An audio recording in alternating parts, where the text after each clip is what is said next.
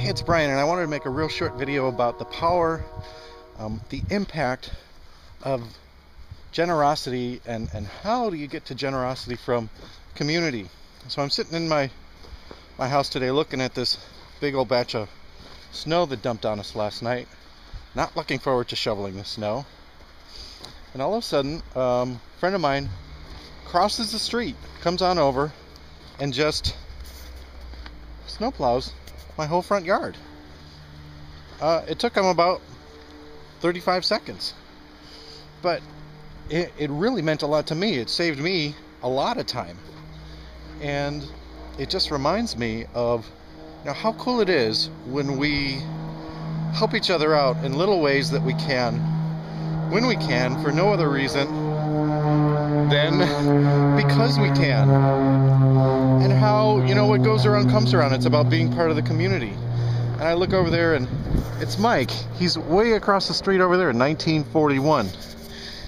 He crosses the street, brings his tool all the way over here, and does the front yard just because. And look at this, where he stops. He stops at 1956. You know why? That guy's not a part of the community. He's kind of the cranky, grumpy guy that never talks to anybody in any nice way, never helps in anybody in any nice way, and really never adds any value or any good feelings or any good karma. We all think he's really creepy, and I've told my kids, never talk to the mean guy. So that's where the community spirit ends, right there. Whereas, it just comes natural to me. I ran a remodeling apprenticeship program for about 15 years, taught about 300 people how to make, fix, repair, or build just about anything. And so I'm the guy here in the neighborhood that has the tools if somebody's short, that has the advice if somebody doesn't know how to do it. And it's like, there in the corner, the pink house, when I decided that I want to go to butane instead of charcoal, he comes home one day to 100 pounds of charcoal that we're not going to use anymore, just because we can. Right across the street, Kristen, she's the one who needed a couple of pieces on her new fence. That just got repaired. It took me about 30 seconds of glue, just because I can. I had it, she didn't. It was easy. Across the street there, 1951. As he's moving in, he's trying to design a set of bookshelves to go about all of his organize his new life in his new apartment.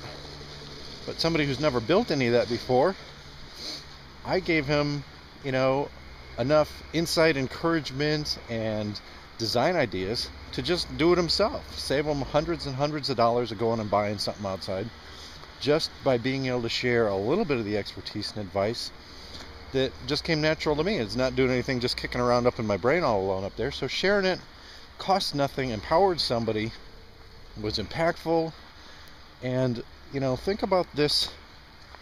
Generosity in itself, it doubles your impact. It reinforces and it strengthens your expertise. If you have knowledge, if you have expertise, if you have insight, you are not weakened or diminished in any way by sharing that. It in fact gets doubled. You can share some advice and you still own that knowledge, but now somebody else is empowered too.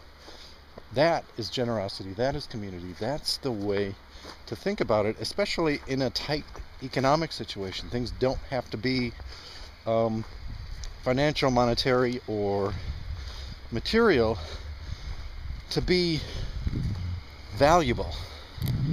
So think about that, and then think about what is it you can do today to help somebody in your community, a little thing, when you can, for no other reason than because you can.